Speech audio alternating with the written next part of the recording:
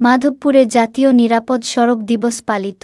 কায়েস আহমদ সালমানের ভিডিও প্রতিবেদনে দেখুন বিস্তারিত। আপনারা দেখছেন দৈনিক ক্রাইম সিন। মানসম্মত হেলমেট ও নিরাপদ গতি কমবে জীবন ও সম্পদের ক্ষতি, এই প্রতিপাদ্যকে সামনে রেখে হবিগঞ্জের মাধবপুরে পালিত হয়েছে জাতীয় নিরাপদ সড়ক দিবস। বুধবার সকাল 10:30টায় উপজেলা পরিষদ চত্বর থেকে শুরু হয়ে ডালিটি পৌরসভার প্রধান সড়কসমূহ প্রদক্ষিণ করে।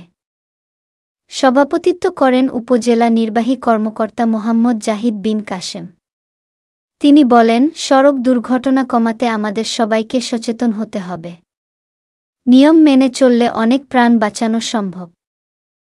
উপজেলা শিক্ষা কর্মকর্তা মোহাম্মদ জাকিরুল ইসলাম বলেন, ছাত্রছাত্রীদের মধ্যে সড়ক নিরাপত্তা সম্পর্কে সচেতনতা তৈরি করা জরুরি।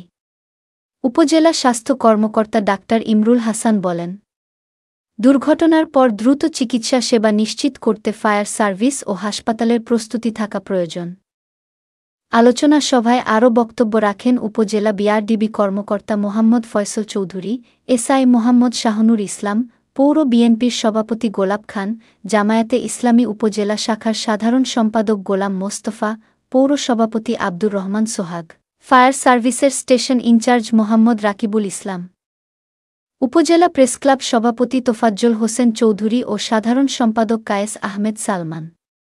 দিবসটি উপলক্ষে আয়োজিত কর্মসূচিতে বক্তারা সড়ক দুর্ঘটনা রোধে সকলকে নিয়ম মানার আহ্বান জানান।